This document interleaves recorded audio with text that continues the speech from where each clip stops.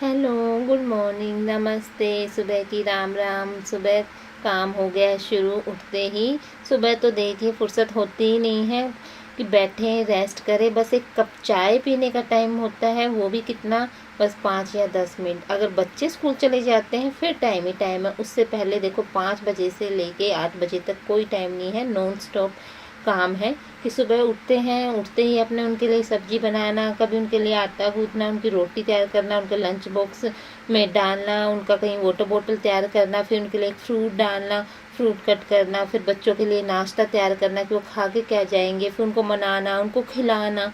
सुबह तो इतनी ज़्यादा भाग दौड़ हो जाती है कि वो कभी उनका रूठना मनाना, कपड़े पहनाने, उनको नहलाना।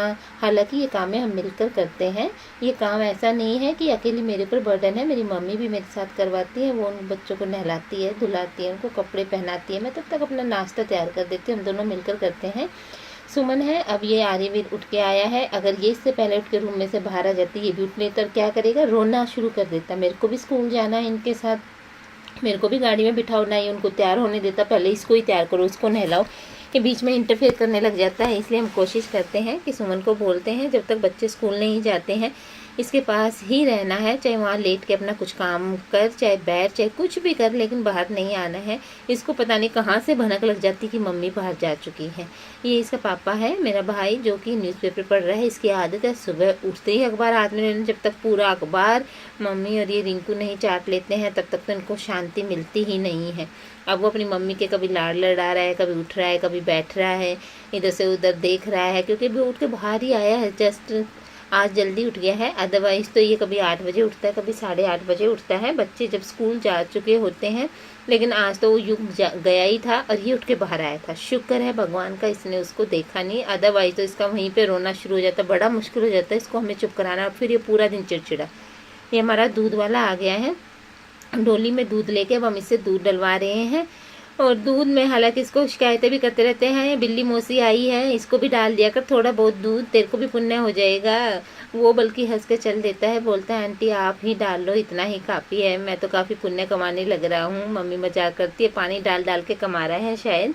और इधर हम अपने लगे हुए हैं। आर्य वीरेंद्र आज का बुआ, मैं थक चुका हूँ, मैं पोछा लगा रही हूँ बैठ के। मैं जानबूझ के लगा रही हूँ क्योंकि मेरा मन करता है, खड़े खड़े सारा काम हो जाता है, मेरे पैर दुखने लग जाते हैं। तो मैं खुद ही बोलती हूँ कि सुमन मेरे को बैठ के ही पोछा लगाने दे, नहीं तो बोलती है दीदी खड़ा पोछा भी है, मैं वाइपर से भी लगा दूँगी। लेकिन मैं उसको मना कर देती हूँ, नहीं, मेरे को थोड़ा रिलैक्स महसूस होता है पैरों से। जब मैं इधर उधर सरकती हूँ कि पैरों पर दबाव गिरता है, एक तरह की एक्सरसाइज हो जाती है। हमें पूरा दिन कहाँ एक्सरसाइज करने को मिलता है, कहाँ टाइम है। सुबह तो बच्चों में भाग दौड़ जाती है, फिर धूप हो जाती है, फिर अपना खाने का ही टाइम हो जाता है, पूरा दिन ऐसे ही निकल जाता है। तो इस बहाने अपने एक्सरसाइज हो जाती है।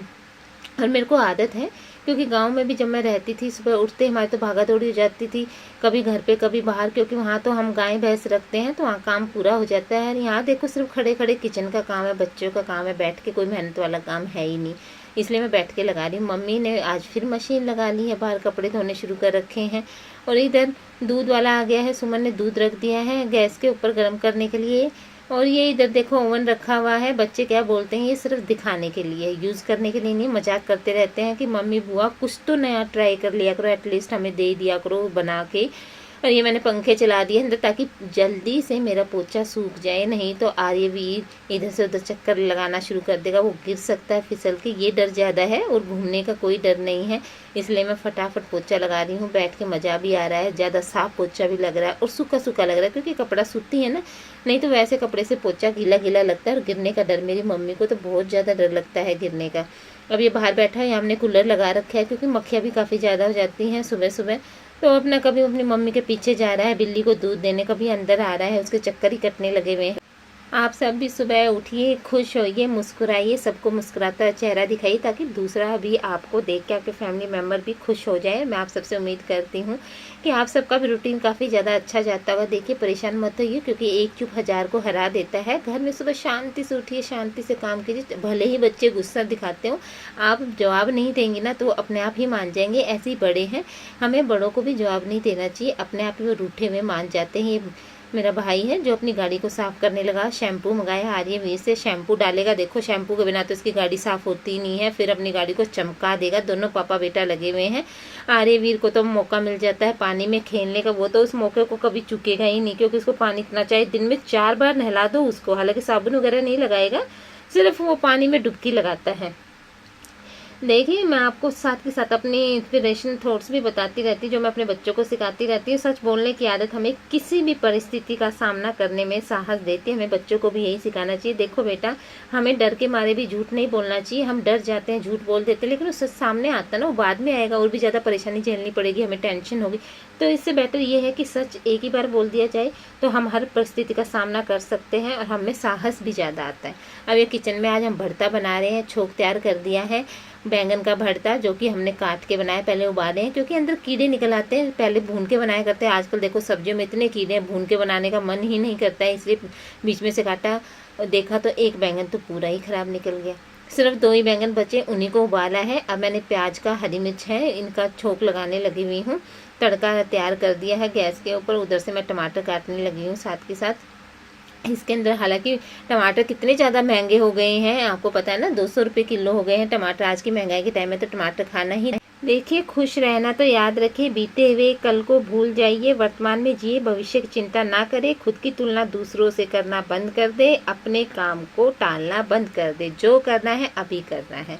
तो देखो अब बातें करते करते मेरा भरता भी तैयार हो गया, इसलिए मैं आपको बोलती हूँ कि पुरानी बातों को याद मत कीजिए, आगे बढ़िए। आज के लिए इतना ही है मेरे पास कि मैं इतना ही कर पाई हूँ। अब मैं मेसी आटा गूँथ रही हूँ कि मेसी आटे की रोटी खाते हैं। जो चने होते हैं ना, उनको बिना छिलके के ही, छिलका उतारा नहीं हमने, ऐसी पिसवा ली है। खाली चने की रोटी बनाएंगे, सुबह हम वही खाते हैं। लस्सी, रोटी, सब्जी हो जाती है, जो कि पेट के लिए काफ़ी ज़्यादा अच्छी है, शुगर में भी अच्छी है। मेरी मम्मी को शुगर की प्रॉब्लम आ गई, इसलिए हम मेसी रोटी खिला रहे हैं। गेहूँ की हमने बंद कर रखी है।